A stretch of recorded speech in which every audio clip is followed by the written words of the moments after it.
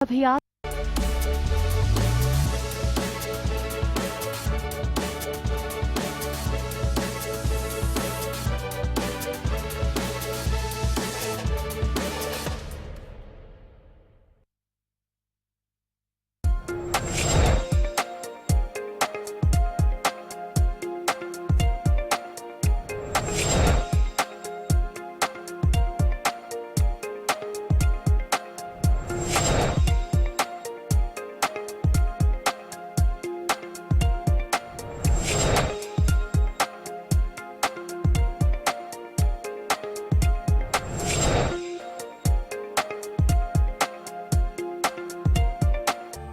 पश्चिम बंगाल में यास तूफान के बाद सियासी बवाल फिर से उठ गया है।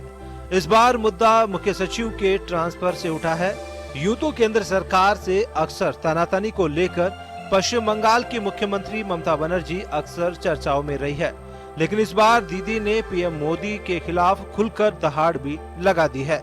बंगाल में विधानसभा से ठीक पहले दोनों के बीच दूरियां दिखने लगी, जिसके बाद विधानसभा प्रचार के दौरान भाजपा के राष्ट्रीय अध्यक्ष जेपी नड्डा की सुरक्षा चूक को लेकर केंद्र ने डीजीपी और मुख्य सचिव को दिल्ली बुलाया था और फिर विधानसभा के रण में खुलकर दूरियां सामने आ गई थी।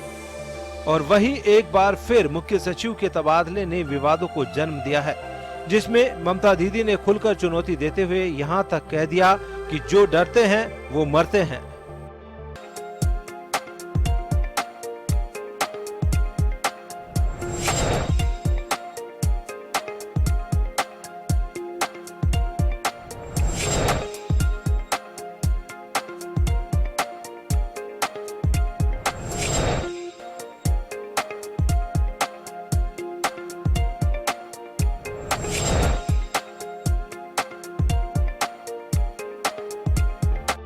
पश्चिम बंगाल में ये मामला यास तूफान के शांत होने के बाद उठा, लेकिन इसके तार वहीं से जुड़े हुए हैं। सीए के पीएम की बैठक में शामिल होने के लिए केंद्र ने अल्पान बंदोपाध्याय को दिल्ली तलब किया था, लेकिन बंदोपाध्याय को राज्य सरकार ने रिलीव नहीं किया। ऐसे में वो मुख्यमंत्री की बैठकों में शामिल रहे। इस बीच बंदोपाध्याय ने वीआरएस ले लिया, लेकिन विवाद ठहरने का नाम नहीं ले रहा। उधर पीएम से मुद्दा जुड़े होने के चलते दिल्ली में आला अधिकारी मामले को गंभीरता से छान रहे हैं, लेकिन इस बीच ममता बनर्जी ने केंद्र सरकार पर सीधा हमला बोला है। ममता ने कहा, केंद्र और राज्यों के बीच हमेशा एक लक्ष्मण रेखा होती है। जवाहरलाल नेहरू और बीआर अम्बेडकर ने इस बात पर जोर दिया है। यह सरकारिया कमीशन में शामिल है और बाद में इसे सुप्रीम कोर्ट का भी समर्थन मिला था। ममता ने कहा, मुझे इस बात पर हैरानी होती है कि पीएम राजनीति बदला लेने की आखिर सलाह कौन देता है, केवल इसलिए कि आप ममता बनर्जी को पसंद नहीं करते हैं और क्योंकि आप हार गए हैं।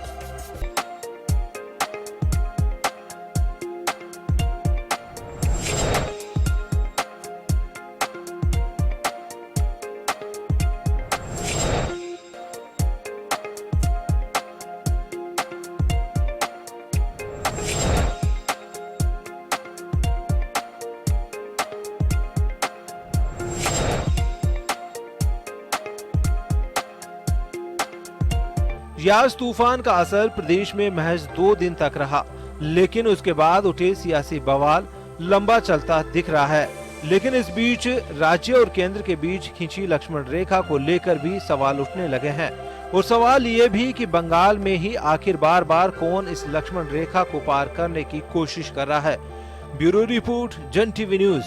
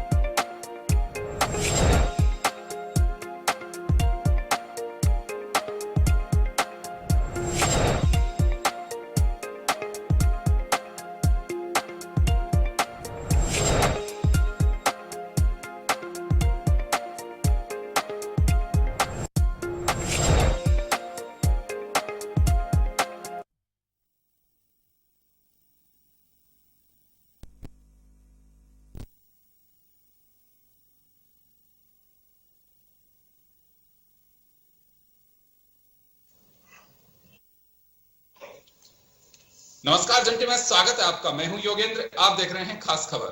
खास खबर में हम बात करेंगे बंगाल में मुख्य सचिव को केंद्र ने जैसे तलब किया, उसके बाद राज्य और केंद्र के बीच शक्तियों को लेकर एक बार फिर से चर्चाएं शुरू हो गई हैं कि क्या केंद्र ऐसा कर सकता है और क्या तो किस अधिकार के तहत किया। क्या प्रधानमंत्री का प्रोटोकॉल टूटा और टूटता है तो उसका अंजाम क्या होता है। क्या मुख्यमंत्री का लेट जाना और लेटर देकर के रवाना हो जाना, ये क्या प्रधानमंत्री के प्रोटोकॉल के विपरीत है। कुछ ऐसी चीजें हैं जो आपके जहन में सवाल के रूप में खड़ी हो रही होंगी। हम उन्हीं को लेकर के चर्चा करेंगे। हमारे साथ न्यायमूर्ति जस्टिस पानाचंद जैन साहब, राजस्थान हाईकोर्ट के फॉर्मर जस्टिस। हमारे साथ विधिवेता ए.के. जैन साहब जुड़ रहे हैं और टीएमसी से हमारे साथ तरुण कर्नल के मुखर्जी साहब जुड़े हैं और बीजेपी से हमारे साथ तरुण मुखर्जी जुड़े हैं। सभी का स्वागत है। मैं जस्टिस साहब सबसे पहले आपके पास आना चाहूंगा। स्थिति आपके सामने है सारी। मिस्टर बंदोपाध्याय जो फॉर्मर चीफ सेक्रेटरी कहूंगा क्योंकि अब उन्हें रिटायरमेंट दे दिया गया है, क्योंकि 3 महीने का एक्सटेंशन था उनका और उसके बाद मुख्य सलाहकार बने।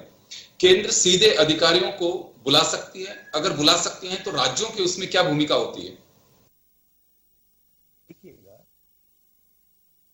अध्याय कल कैडर के अगर सेंट्रल गवर्नमेंट ने उनको माना है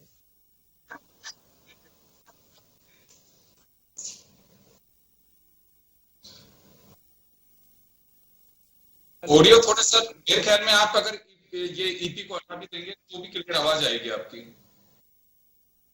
जी बोलिए सर।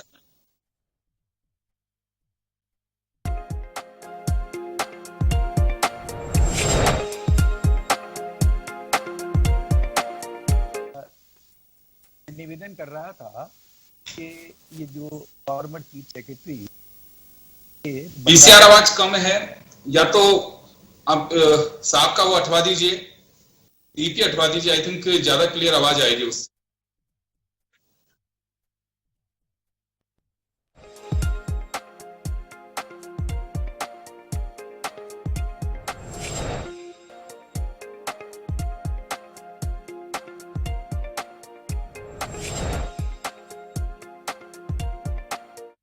ये फॉर्मर चीफ सेक्रेटरी ये बंगाल कैडर के हैं।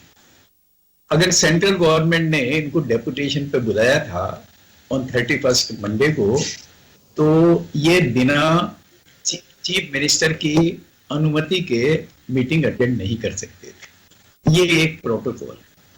अब यहाँ पर जो सारी घटनाएं हुई हैं वो 2 तरह से हैं। 2 घटनाएं हैं। एक तो जो है जो चार्ज है वो इस बात का है, जो शो कॉज नोटिस है, कि इन्हें 31 तारीख को दिल्ली बुलाया गया था और इनका डेपुटेशन किया गया था। इस कारण से जो है इनको दिल्ली बुलाया गया। दूसरी घटना यह है कि जिस जगह प्राइम मिनिस्टर की मीटिंग होने वाली थी साइक्लोन के संबंध में, और उस मीटिंग में इन्हें जो है बंगाल गवर्नमेंट की तरफ से प्रेजेंटेशन प्रस्तुत करना था। दुर्भाग्य से क्या हुआ, ये उसी जगह थे, इसीलिए जो है इसी प्रकार का कोई प्रतिबंध नहीं था। ये इनके लिए मैंडेटरी था कि उस मीटिंग में उपस्थिति देते। चलिए उपस्थिति दे दी। उसके बाद जो घटना हुई वो ये है कि मीटिंग में बिना उसके जो है ये वापस चले गए। अब राजनीतिक व्यक्ति तो जा सकता है, लेकिन सरकारी अधिकारी जो है इस प्रकार से मीटिंग को छोड़कर, वो भी प्राइम मिनिस्टर की, वो जाना जो है वो गलत था। तो 2 घटनाएं हुई है। एक तो डेपुटेशन पर बुलाने की, तो डेपुटेशन पर बुलाने का जो है उनको जो नोटिस दिया गया, वो उसमें जो है वो कारण बताने का जो नोटिस दिया, उसमें वो एक्सप्लेनेशन दे सकते थे कि मुझे चीफ मिनिस्टर ने रिलीव नहीं किया इसलिए मैं उपस्थित नहीं हुआ, तो उनके खिलाफ किसी भी प्रकार की कोई कार्रवाई नहीं की जा सकती। अब एक और संयोग देखिएगा कि 31 तारीख को रिटायर होने वाले थे। रिटायर होने के बाद जो है डिसिप्लिनरी प्रोसीडिंग नहीं चल सकती, लेकिन इसमें फिर एक कोइंसिडेंस आ गया। कोइंसिडेंस ये आया कि 24 मई को 3 महीने के लिए इनको एक्सटेंशन दे दिया गया। तो जो एक्सटेंशन दे दिया गया तो ये वाज इन सर्विस, और डिसिप्लिनरी एक्शन जो है मीटिंग में उपस्थिति नहीं देना, ये रूल्स के खिलाफ है।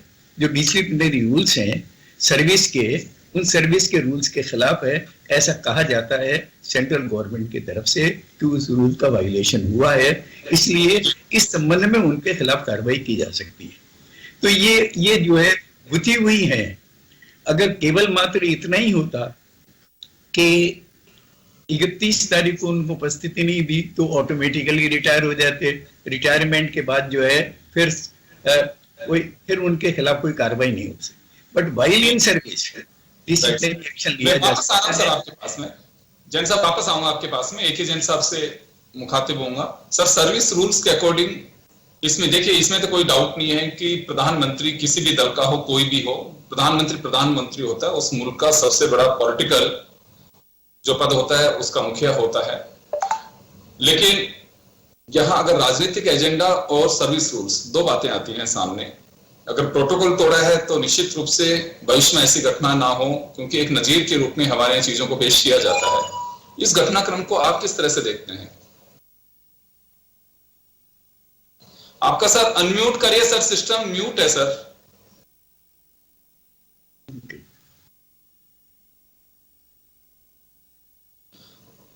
एक जैन सर आपकी आवाज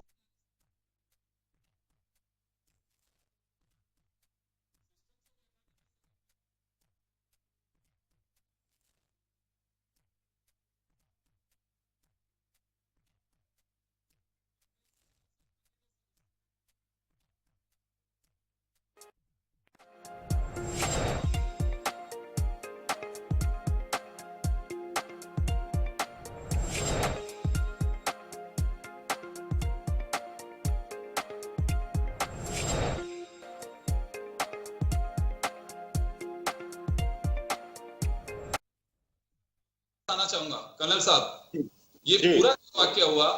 देखिए, प्रधानमंत्री पार्टी के मेंबर ऑफ पार्लियामेंट के रूप में जीत कर आ सकते हैं, लेकिन उसके बाद वो देश के प्राइम मिनिस्टर होते हैं और वहां इस तरह की अगर स्थिति पैदा होती है कि अगर उन्हें प्रेजेंटेशन देना है, वो प्रोटोकॉल तोड़ा जाता है, अगर मुख्यमंत्री उन्हें वेट कराती हैं, तो इस तरह की घटनाक्रम बहुत कम देखने को मिलती, कभी ऐसे सुनाई नहीं आती है। क्योंकि अगर अभी नियम कायदे हमारे संविधान जो दायरा बना करके दिया, उन्होंने एक एक चीज को बहुत ही बारीकी से उसे डिफाइन भी किया है। कारण मालूम था कि भविष्य में ऐसी घटनाएं हो सकती हैं कि अहम टकरा सकता है, राजनीतिक दलों के विचारधाराएं टकरा सकते हैं। उस स्थिति में क्या होगा? हमारा फेडरल सिस्टम है, अगर ऐसे कोलैप्स करेगा तो फिर कैसे काम चलेगा? जी, मैं इसमें दो तरह से इस चीज को मैं देखता हूं। एक तो एडमिनिस्ट्रेटिव है। एडमिनिस्ट्रेटिव साइड ये क्या कहता है? एडमिनिस्ट्रेटिव साइड ये कहता है he is a very senior officer, chief secretary West Bengal. Now West Bengal में जो आईएएस, सारे आईएएस ऑफिसर उनके सर्विस रूल से वो रेगुलेट होते हैं। सर्विस रूल में ये बताया जाता है कि एक स्टेट कैडर का ऑफिसर को सेंटर में सेवा देने के लिए उसको तलब किया जा सकता है, प्रोवाइडेड उसमें एक वो है कि वो ऑफिसर अपना मत देने के लिए उसमें एग्री करे, और दूसरा है स्टेट गवर्नमेंट उसको छोड़े। इन दी इवेंचुअलिटी अगर उसमें कोई स्टेट गवर्नमेंट और सेंट्रल गवर्नमेंट के बीच में अगर इस तरह की बातें होती है कि मुझे चाहिए, तो central rule always prevails on state rule. But इसमें हुआ क्या? Shri Alapan Bandopadhyay remain as a chief secretary of West Bengal. अब वहां पर वेस्ट बंगाल में आप सबको विदित है कि वो काफी वहां पर कोरोना फैला हुआ है अभी, और ऊपर से जो अयास जो वहां पर तूफान ने तहलका मचाया है, उसके लिए वो मुख्यमंत्री को चाहिए था एक सीजन ब्यूरोक्रेट को हैंडल करे। लेकिन कर्नल साहब, पहले से देखिए, प्रधानमंत्री का प्रोग्राम पहले से तय था, उनको मालूम था कि प्रधानमंत्री पहुंचने वाले हैं, पहुंच चुके हैं, तो इतने संसाधन ये मैं बता लेता हूँ थोड़ी सी ना, इनका जो एक्सटेंशन, जो जज साहब बोल रहे थे, इनका एक्सटेंशन वेस्ट बंगाल के सेवा के लिए दी गई थी, 3 महीना का एक्सटेंशन उनको मिला था, ये जरूर है।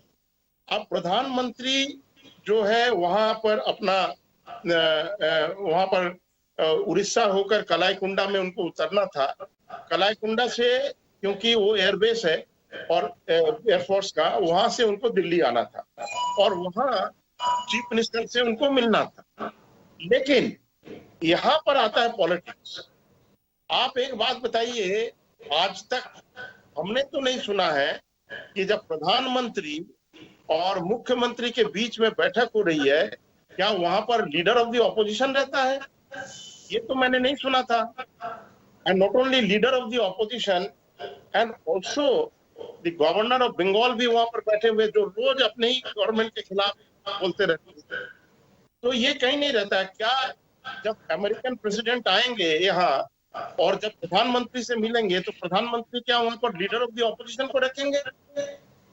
ये तो नहीं हुआ है कभी भी। वो अभी गुजरात में भी गए थे, गुजरात में तो लीडर ऑफ द ऑपोजिशन नहीं थे, और उड़ीसा में भी leader of the opposition was not there. तो यहाँ पर लीडर ऑफ द ऑपोजिशन को रखने का मतलब क्या है? Was it A party meeting थी और ये गवर्नमेंटल मीटिंग था? तो वहां कर्नल साहब क्या कहना चाह रहे हैं कि ये एक तरह से बीजेपी की तरफ से सारा स्थिति खराब करने की एक आप आरोप लगा रहे हैं कि एक तरह से साजिश कहूं या कहूं कि वो पहले से प्लानिंग थी कि स्थितियां पैदा होनी चाहिए? मैं ये जो देख रहा हूं, ये इलेक्शन में जीतने के बाद ये जिस तरह से गवर्नर घूम रहे हैं कहीं पर, आई डू नॉट, मैं राजस्थान का गवर्नर कौन है, इनका नाम कौन कितने बार लेते हैं? ये यूपी का गवर्नर है, कौन जानता है? ये जो गवर्नर है, ये कभी चले जाते हैं नंदीग्राम में, कभी वहां नॉर्थ बंगाल में चले जाते हैं, एंड एवरी डे ये अपना भाषण दे रहे हैं। इट इज ये तो बहुत क्लियर है, ये तो पॉलिटिकल एजेंडा बहुत क्लियर है वहां। और दूसरा जो मैं ये बताना चाह रहा था कि वहां से जब आलापन बंदोपाध्याय को लेकर वो गए, वो 10 मिनट वहां रही, मुख्यमंत्री ने उनको अपना वो लिख कर सारा कुछ दे दिया और उनको बताया कि आपका जो मर्जी है, इसमें से जितना पैसा एलोकेट करना चाहते दीजिए। एंड देन उन्होंने 3 बार उनसे परमिशन ली है कि अब मैं जा सकती हूँ 3 बार परमिशन देने के बाद तो हम तो मुख्यमंत्री को भी करते हैं और उसको लेकर चला गया। तो अगर आलापन बंदोपाध्याय को वहां पर रहना था, उनको परमिशन ना देते कि आप जाइए, इनको रहने दीजिए। परमिशन तो दिया है। चलिए तरुण मुखर्जी साहब, आपके पास आना चाहूंगा। इसे बीजेपी का एजेंडा बताया जा रहा है कि लगातार भी टीएमसी ये भी कह रही है कि चुनी सरकार को बीजेपी में हाल ही, यानी कि मई में जो रिजल्ट आए हैं वो अभी तक भी नहीं पचा पा रही है।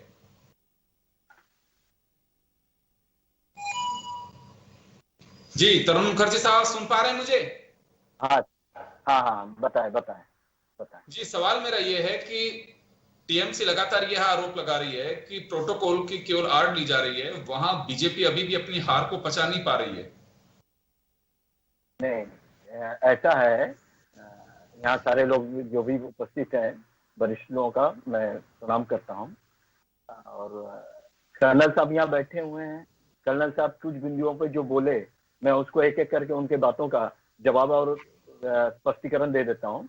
अभी भी टीएमसी जीतने के बाद, इतने बहुमत से जीतने के बाद, तृणमूल कांग्रेस अभी भी बीजेपी और तृणमूल की लड़ाई से बाहर नहीं आ पाई।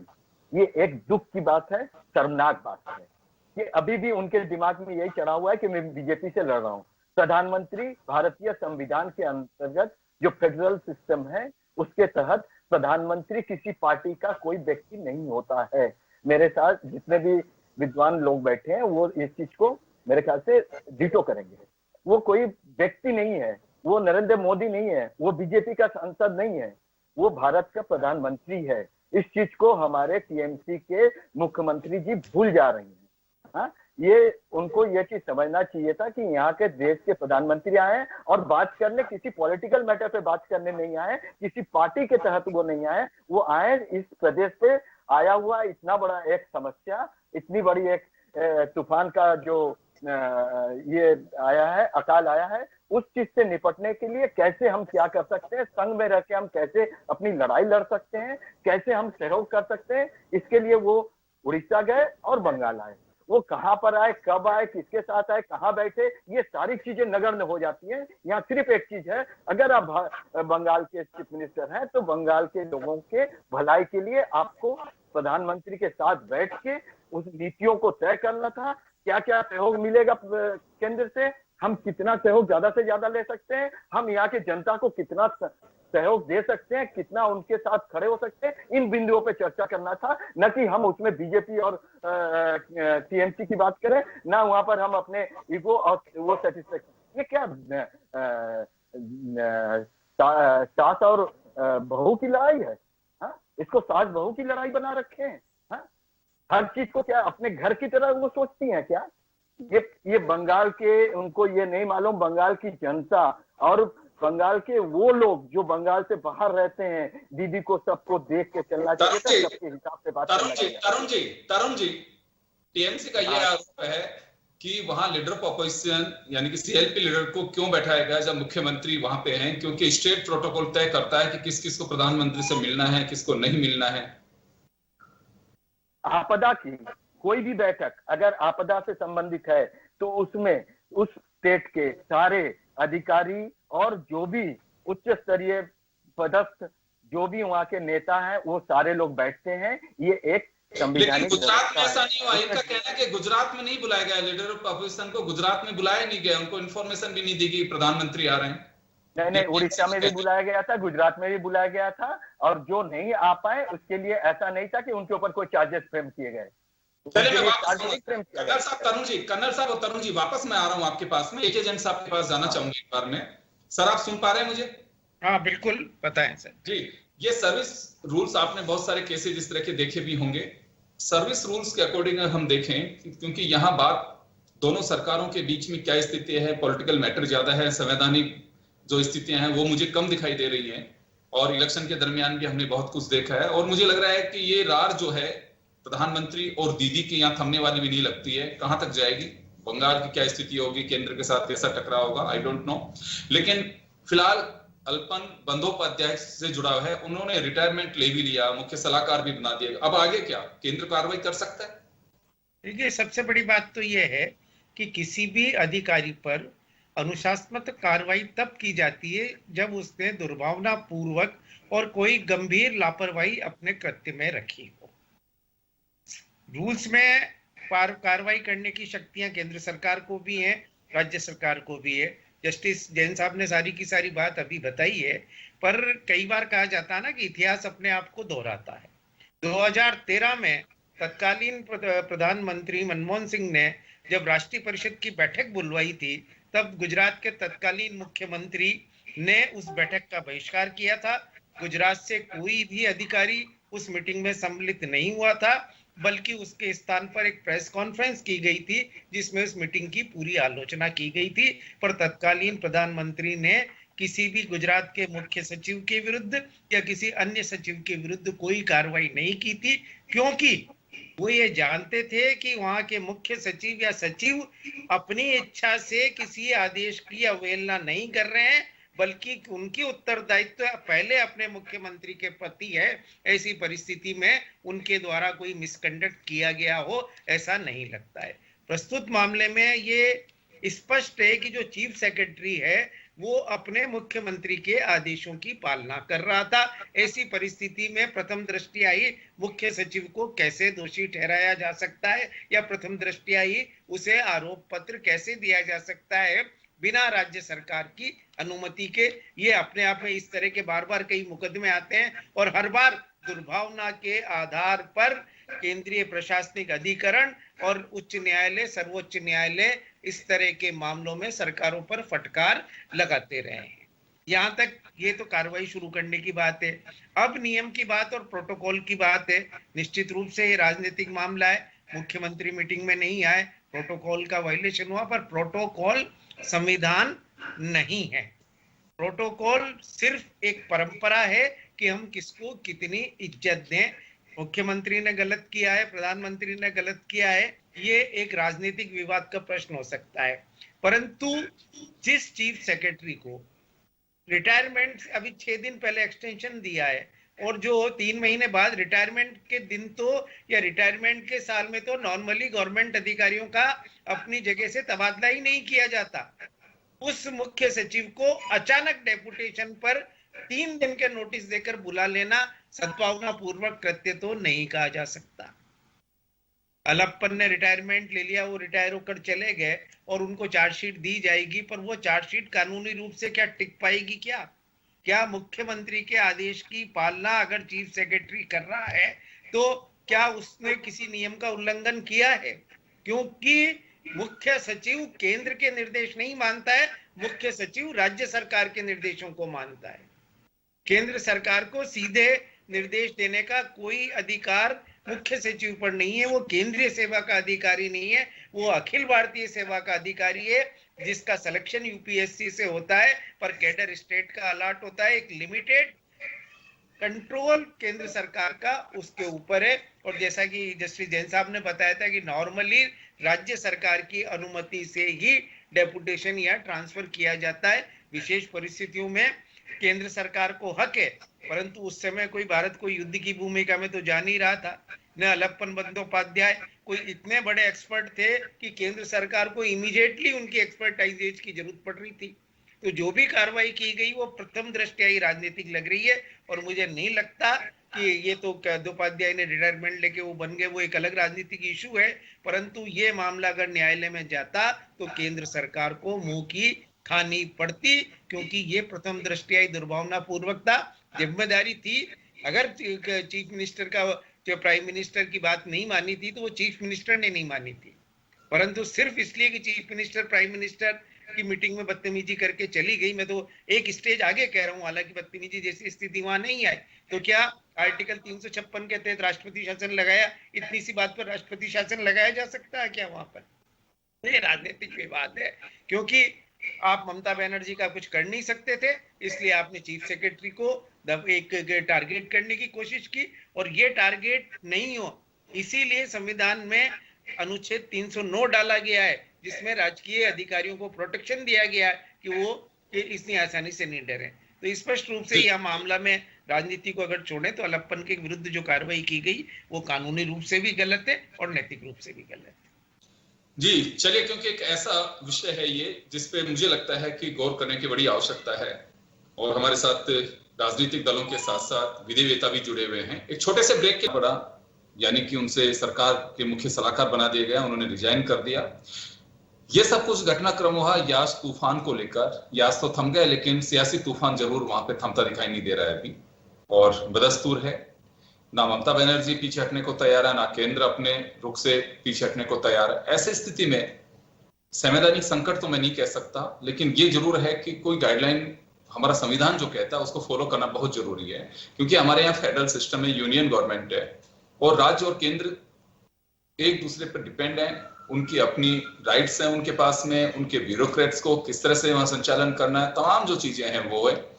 और इस पूरे घटनाक्रम पे मैं दोहराना नहीं चाहूंगा, सबकी निगाहें भी हैं और जस्टिस पानाचंद जैन साहब हमारे साथ जुड़े हुए हैं, राजस्थान उच्च न्यायालय के माननीय न्यायाधीश रहे हैं, और ए.के. जैन साहब वरिष्ठ विधिवेत्ता हैं, सर्विस मैटर्स को काफी बारीकी से जानते हैं। पानाचंद जैन साहब के पास जाना चाहूंगा एक बार मैं। सर आपके पास एक बार फिर मैं आना चाहूंगा। आपने एक बार पहले भी, मुझे बहुत अच्छे ध्यान है कि जन टीवी के प्लेटफॉर्म पे आपने एक बात कही थी कि बड़ी बेबाक तरीके से कि लिमिट्स जो हैं हमारी, सबके संविधान ने सबको दायरा दिया, मर्यादाएं दी हैं, उसे नहीं भूलना चाहिए, ना तोड़ना चाहिए। अगर ये सब चीजें होंगी तो हम कहेंगे कि सिस्टम हमारा कोलैप्स कर रहा है, उसका वायलेशन हो रहा है रूल्स का। तो अभी भी ऐसी कुछ स्थितियां दिखाई दे रही हैं आपको? नहीं, देखिएगा, इसको थोड़ा दो तरह से देखना चाहिए। एक तो जो मीटिंग बुलाई थी, ये मीटिंग इस प्रकार इसलिए बुलाई थी कि जो साइक्लोन आया था, उस साइक्लोन ने जो दुर्दशा की थी, जो लोगों में जो है भय पैदा किया था, जो लोगों को जो है जिससे नुकसान हुआ था, कई लोग मरे भी सही, कई बातें हुई, इस वजह से जो है सब लोगों को बुलाया गया था। तो जैसे ये कहा गया जाता है कि भाई अपोजिट पार्टी के लीडर को क्यों बुलाया।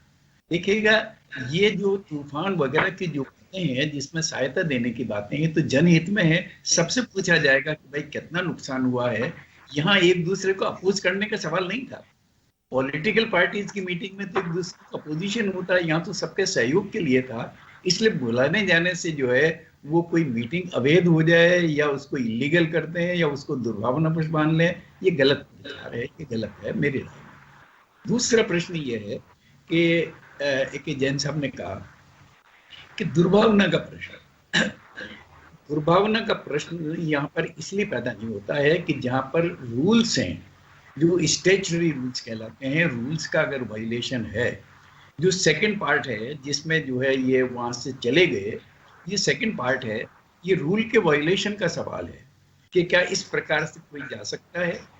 नेता तो जा सकता है, ममता जी जा सकती थी, लेकिन जो है आईएएस ऑफिसर जो एक जो यूनियन सरकार का एक पदाधिकारी एक है, उसे जाने का अधिकार नहीं।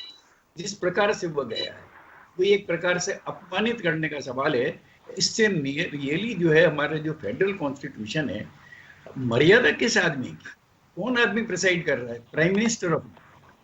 तो प्राइम मिनिस्टर ऑफ इंडिया जब प्रिसाइड कर रहा है और एक दुख ऐसे संकटकालीन स्थिति में जहां पर जो है बंगाल जो है एक घटना से ग्रसित है, तो उस स्थिति में जो है ये चला जाना, उस रिपोर्ट को जो है लेके चला जाना, पढ़ना भी नहीं, और क्या है ये जो रूल का वायलेशन है। तो जब रूल का वायलेशन होता है, जब स्टैट्यूट का वायलेशन होता है, तो मेलाफाइड और मैलिस ये चीजें जो है उत्पन्न नहीं होती है। सिंपल, आपने इसका वायलेशन किया है, ये है।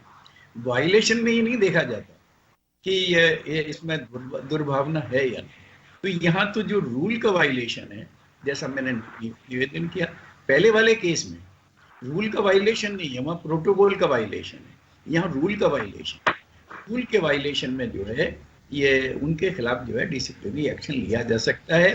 और क्योंकि उनको बढ़ा दिया था, बढ़ाने का कोई अपोज नहीं किया था किसी ने भी, अब बढ़ा दिया था, वो किस कारण से बढ़ाया था और किस कारण से, ये दूसरी चीज है। ये एडमिनिस्ट्रेटिव एक्शन है, एडमिनिस्ट्रेटिव एक्शन है। इस एडमिनिस्ट्रेटिव एक्शन में जो है ये सारी बातें आती भी नहीं है। सिंपल चीज है, अगर रूल का वायलेशन है तो बंदोपाध्याय के खिलाफ जो है डिसिप्लिनरी एक्शन लिया जा सकता है। और ये जो है जो उन्होंने दूसरी जगह नौकरी कर ली, ये इस समय नहीं आएगा, क्योंकि उनको एक्सटेंशन दिया जा चुका था। अगर एक्सटेंशन नहीं दिया जाता तो उनका सुपर एनुएशन होता, तो सुपर एनुएशन के बाद, जैसे मैंने पहले भी निवेदन किया, वो डिसिप्लिनरी एक्शन नहीं लिया। जैसे ए.के. जैन साहब ने कहा कि अगर उनके खिलाफ अभी अगर चार्जशीट दी जाती है, वो निश्चित रूप से इसको चैलेंज किया जाएगा, तो वहां टिक पाएगी। हालांकि ये देखिए सब कोर्ट का मैटर होगा, अगर चार्जशीट मिलती है उन्हें, फिर वो कोर्ट में जाते हैं, फिर पहले डिसिप्लिनरी एक्शन जो है जो लिया जाएगा, तो डिसिप्लिनरी एक्शन तो एडमिनिस्ट्रेटिव कार्रवाई है। डिसिप्लिनरी एक्शन में तो जो है रूल का वायलेशन है, तो उनके खिलाफ कार्रवाई हो सकती है। और क्या दंड दिया जा सकता है, ये जो वो प्रपोज करता है कि सेंट्रल गवर्नमेंट उसको देखकर क्या उनके खिलाफ जो है इसमें कार्रवाई की जा सकती है।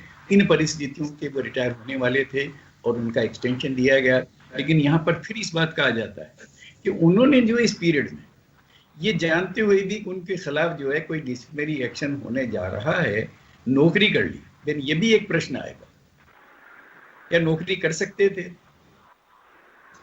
कई प्रश्न आएंगे, लेकिन जब अपने का सामने तो भी प्रश्न ही है कि डिसिप्लिनरी एक्शन का, तो डिसिप्लिनरी एक्शन होगा। उसके बाद अगर आप उसको चैलेंज कर सकते हैं तो आर्टिकल 311 के तहत जो संवैधानिक और जो सुप्रीम कोर्ट आदि के जो रूलिंग्स हैं उनके आधार पर जो उसको चुनौती दी जा सकती है। लेकिन मेलाफाइड का जो प्रश्न है, ये मेलाफाइड के प्रश्न से मैं श्री ए.के. जैन साहब से सहमत नहीं हूँ कि इसमें मेलाफाइड का कोई प्रश्न नहीं है। मेलाफाइड का प्रश्न जो है डायरेक्टली उसमें आएगा, इसमें नहीं आएगा। यहाँ तो क्या है भाई, सीधी सी बात है, आप मीटिंग छोड़कर गए या नहीं गए? आप प्रधानमंत्री की मीटिंग को छोड़ के गए, जो एक बहुत ही जो ऑलरेडी जो है निश्चित थी, इस पर जाकर आपको रिपोर्ट देनी है, और ये क्या कि भाई आप तो रिपोर्ट पढ़ लीजिएगा, हम चले जाए। ममता जी ने कहा, ममता जी कर सकती जी। और गुजरात में पोजीशन देखिएगा, गुजरात में पॉलिटिकल मीटिंग थी, कोई सब लोगों को बुलाया गया था, उसकी मीटिंग थी, उसमें कोई आया नहीं आया ये इमेटीरियल था, उससे इसका कोई कंपैरिजन नहीं है। ये एक डिफरेंट सर्कमस्टांसेस है, दो सर्कमस्टांसेस को एक साथ हम क्लब नहीं कर सकते। जी, तो मेरा एक क्वेश्चन है कि जहां जी। तक डिसिप्लिनरी एक्शन का सवाल है, डिसिप्लिनरी एक्शन मेरी राय में लिया जा सकता है। परिणाम क्या होगा क्या नहीं होगा ये तो जो है, जो भी इतनी बड़ी बड़ी अदालतें हैं वहां पर जाकर होगा। लेकिन मेरा जो एक्सपीरियंस है, मेरी जी सर, राय है, मैं AK जैन साहब के पास जाना चाहूंगा। AK जैन साहब के पास में सर, अभी जस्टिस साहब को आपने सुना होगा, उनका तर्क साफ है कि यहाँ ममता जी का जाना को आश्चर्य की बात नहीं जा सकती है कि वो मुख्यमंत्री, उन्होंने प्रधानमंत्री को अपना मेमोरेंडम दिया कि ये हमारी समस्याएं आप पकड़िए, उसके बाद में रवाना हो जाए। ये कट सी होती है, आप बैठ सकते हैं नहीं बैठ सकते हैं, आप एयरपोर्ट पर रिसीव करने के बाद में उनके पास जाते हैं नहीं जाते हैं। लेकिन यहाँ बात है कि चीफ सेक्रेटरी, उन्होंने रूल्स का वॉयलेशन किया क्या प्रधानमंत्री की मीटिंग को छोड़ करके जा सकते हैं? क्योंकि ऐसी चीजें अभी तक सामने आई भी नहीं, आपने भी कहा, पानाचंद जी ने भी कहा यही सब कुछ। तो यहाँ बात ये आती है कि क्या वास्तव में चीफ सेक्रेटरी ने नियम को तोड़ा, प्रोटोकॉल को तोड़ा? प्रोटोकॉल एक परंपरा और हमारी कर्तव्य है, अगर उसको यूं देखें तो यहाँ बंदोपाध्याय की भूमिका और ममता बनर्जी की भूमिका में अंतर है सर। ठीक है, आप इसमें ये देखिए कि ममता बनर्जी ने मीटिंग छोड़ते वक्त ये कहा कि मुझे और मुख्य सचिव को जो बाढ़ग्रस्त एरिया, तूफानग्रस्त एरिया है, उसके दौरे पर जाना है, इसलिए हम मीटिंग छोड़कर जा रहे हैं। इसका मतलब सीधा सा स्पष्ट है कि मुख्य सचिव को मुख्यमंत्री ने अपने साथ देने के लिए पाबंद कर रखा था और उनके निर्देशानुसार उनको वो साथ जाना था।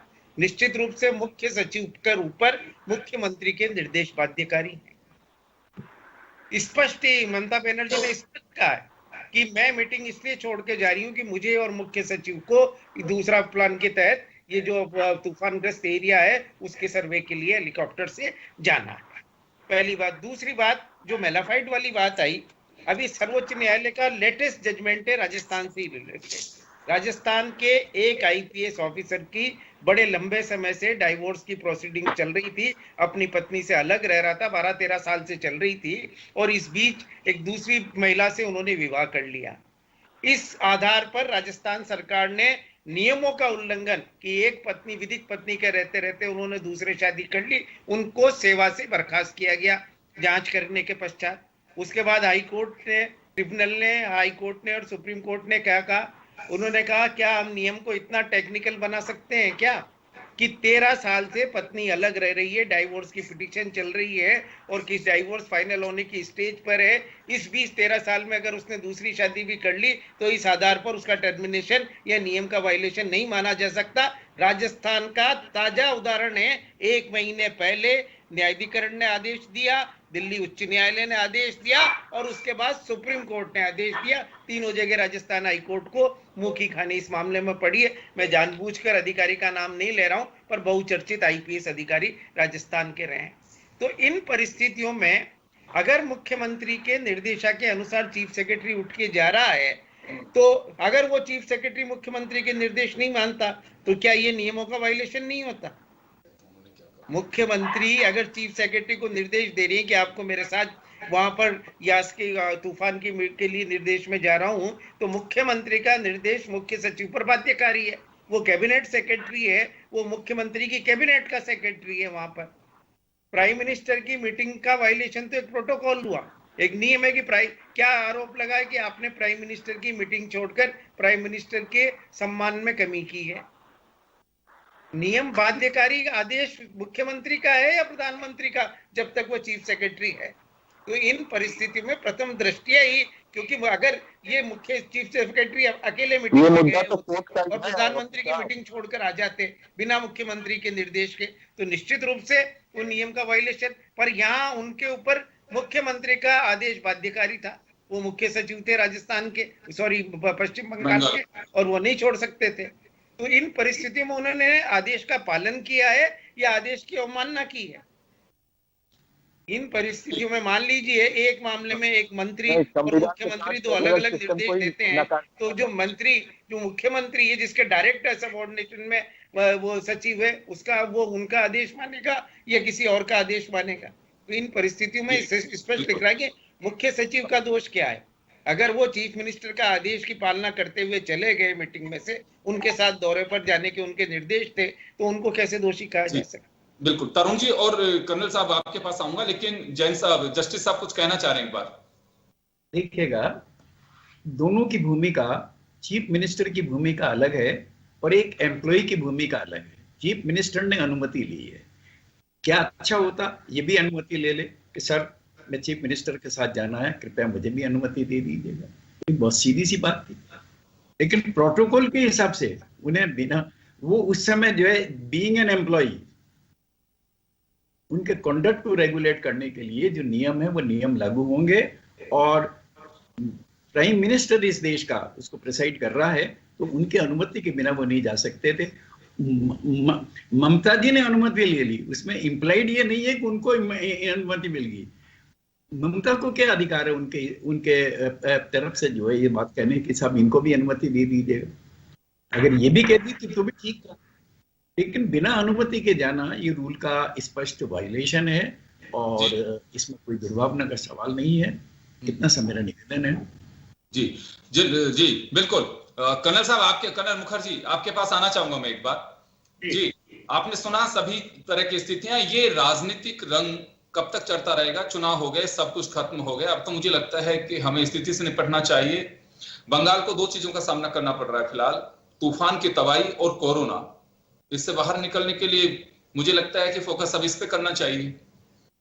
वो कर रहे हैं, बंगाल का सरकार जो है इस पे फोकस है, लेकिन मैं दो चीज, ये निष्कर्ष दो निकल के आता है कि अगर इस तरह से होता रहा, जो स्टेट के ब्यूरोक्रेट्स हैं उनको अगर सेंटर इस तरह से अगर अपने क्लच में रखने की कोशिश करेंगे तो ये एक प्रॉब्लम होगा, आगे चलकर एक प्रॉब्लम होगा।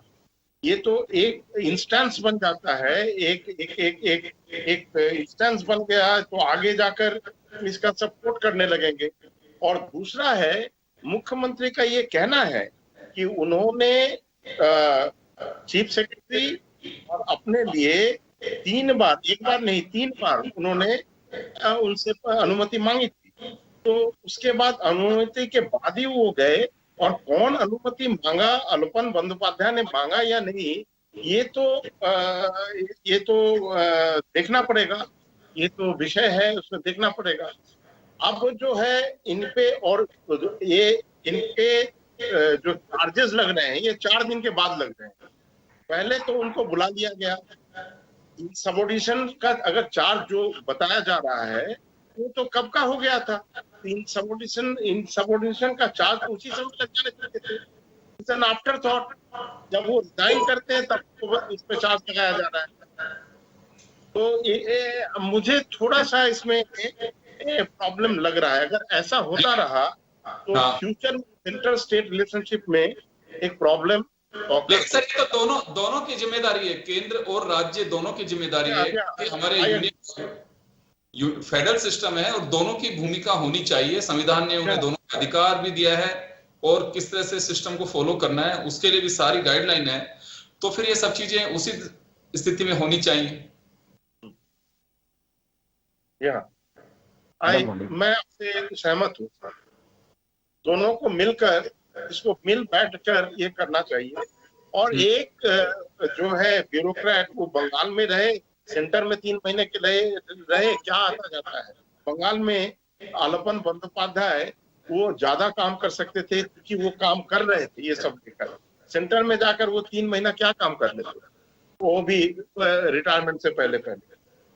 जी चलिए, मैं तरुण जी के पास जाना चाहूंगा। तरुण जी काफी बेसब्री से इंतजार भी कर रहे हैं अपनी बात रखने का। जी तरुण जी, मेरा सवाल एक तो यही होगा, बीजेपी हो चाहे टीएमसी हो, कांग्रेस हो चाहे बीएसपी हो, समाजवादी पार्टी, कोई नेता हो, कोई पार्टियां हो, किसी भी राज्य की सरकार हो, हमें सिस्टम को फॉलो तो करना ही होगा। सरकारें किसी की भी हो, वो चाहे देश के प्रधानमंत्री हो, यूनियन गवर्नमेंट हो या फिर राज्य सरकारें हो, अगर अपनी अपनी डपली, अपना अपना राग, ये अगर सब कुछ चलता रहे तो फिर तो सिस्टम टिक ही नहीं पाएगा।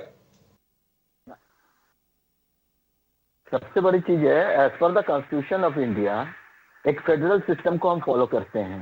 और एक वरिष्ठ प्रशासनिक अधिकारी होने के कारण आलपन बंदोपाध्याय को अपने अधिकार और कर्तव्य के बारे में शायद बहुत अच्छी तरह ज्ञान था, और उन चीजों को वो इस तरीके से अगर अवॉइड किया और उस चीजों को इस तरीके से अगर उन्होंने नेग्लेक्ट किया, हाँ, हम ये नहीं जानते हैं कि मुख्यमंत्री ने परमिशन अपने लिए मांगा या आलपन बंदोपाध्याय के लिए। ठीक है, मुख्यमंत्री का ये था कि मैं जा रही हूँ, मेरे साथ मेरे चीफ सेक्रेटरी भी जाएंगे। क्या आलपन बंदोपाध्याय अपना स्टेटमेंट वहां नहीं रख सकते थे कि सर मेरा ये स्टेटमेंट था, ये सब मैंने रखा और ये दे दिया, मुझे उनके साथ जाना है, प्लीज काइंडली मुझे भी परमिशन दीजिए। हाँ, आप अपने को क्या पूरे सिस्टम से ऊपर मानते हैं? हाँ, प्रशासनिक अधिकारी इस तरीके से अगर अपना दायित्व निर्वाह करेगा तब तो पूरा देश का ये सिस्टम ही खत्म हो जाएगा। प्रशासनिक अधिकारी होता है, वो कोई मुख्यमंत्री या प्रधानमंत्री का व्यक्तिगत वो नहीं है, उनका सर्विस रूल है। सर्विस रूल के तहत एक वरिष्ठ अधिकारी होने के कारण उनको मालूम है मेरा क्या दायित्व है, क्या कर्तव्य है, मुझे किसको कितना रिस्पॉन्स देना चाहिए। हाँ, वहां कोई बाहर का आदमी या वहां कोई पार्टी का नेता नहीं बैठा हुआ था, वहां जो है इस देश का मुख्यमंत्री प्रधानमंत्री बैठा हुआ था और वो उसी स्टेट के विषय में बात करने के लिए चल के आपके पास आया था। आपके पास आया था, वो आपके स्टेट को किस तरीके से संभाला जाए, किस तरीके से बचाया जाए, किस तरीके से वहां के लोगों के पास जाके खड़ा हो जाए, किस तरीके से हम सहायता कर सकते हैं, इस विषय में बात करने के लिए आया था। कोई राजनीतिक मंच नहीं था वो। हम बार बार इस चीज को लेके जा रहे हैं कि यहाँ ये हुआ था, यहाँ ये हुआ था। अरे ये परिस्थिति, यहाँ की परिस्थिति, बंगाल की परिस्थिति और बाकी जगहों की जो आप लोग उदाहरण दे रहे हैं वो परिस्थितियां अलग थी। यहाँ बंगाल एक संकट के दौर से गुजर रहा था। उस संकट के दौर से उभारने के लिए मुख्यमंत्री को चाहिए था कि ठीक है वो दौरा कर लेती, अगर 1 घंटा बाद कर लेती तो कोई दिक्कत नहीं होता। पहले उनको प्रधानमंत्री के साथ अपने प्रदेश के लोगों के लिए सहायता ले लेनी चाहिए थी। उनको अपने चीफ सेक्रेटरी नहीं रुक पाते थे, अपने चीफ सेक्रेटरी को छोड़ देते। सहायता के नाम पे ममता बनर्जी अभी भी कह रही हैं कि मैं घुटने टेक करके माफी मांग करके बंगाल की जनता के हित के लिए मैं प्रधानमंत्री से वो लेने के लिए संविधानिक सिस्टम को माने, घुटने टेक के माफी मांगने की जरूरत नहीं है। खाली संविधानिक व्यवस्था को माने, यहीं से जो है सारी चीजें बन जाएगी अपने आप। वो अपने को टीएमसी के नेता के रूप में प्रेजेंट न करें। जिस तरीके से वो चली गई, जाके सीबीआई के ऑफिस में बैठ गई, किस अधिकार से? उनके वकील ने बहिर्गत की बात करते हैं, उनके वकील ने जाके बोला कि नहीं ये जो है एमएलए के रूप में गई थी और वो कहीं की एमएलए नहीं है, अभी भी वो मुख्यमंत्री है। ये तलखियां ऐसी चलती रहेंगी। बीजेपी और टीएमसी का टकराव ऐसे ही देखने को मिलेगा। नहीं, हम कह रहे हैं आप उस सिस्टम से बाहर क्यों जा रही हैं? इस सिस्टम से बाहर मत जाइए ना। हमारा एक संवैधानिक व्यवस्था है, उस व्यवस्था से बाहर क्यों जा रही है? कर्नल मुखर्जी, समय कम है। कर्नल मुखर्जी आप बताइए। मैं इतना ही सवाल करूंगा, अपना प्रेशर बनाने के लिए वहां पहुंच जाती है। संविधान के तहत पे रह के काम करे तो ये जो वेस्ट बंगाल में गवर्नर साहब जो बैठे हैं, जो अपना ही सरकार को रोज कोस रहे हैं, वो कौन सा संविधान के तहत काम कर रहे हैं? उनको लड़वाइए। गवर्नर का संवैधानिक अधिकार को देख लीजिए। नहीं है, मैं भी बीडी का छात्र रहा हूँ और बीडी के बारे में जानता हूँ। गवर्नर के संवैधानिक ताकत को देखिए, उनके क्या कर्तव्य और अधिकार है। मैं भी विधि व्यक्ता हूँ, मैं भी विधि पे बात करता हूँ। उनका गवर्नर जो है वही बोलेंगे जो सरकार उनसे बुलवाना चाहते हैं। गवर्नर एक संवैधानिक पद है, ऑपोजिशन अधिकार है। अपने पूरे राज्य में कहीं भी वो जा सकते हैं, उन चीजों का एनालाइज कर सकते हैं वो।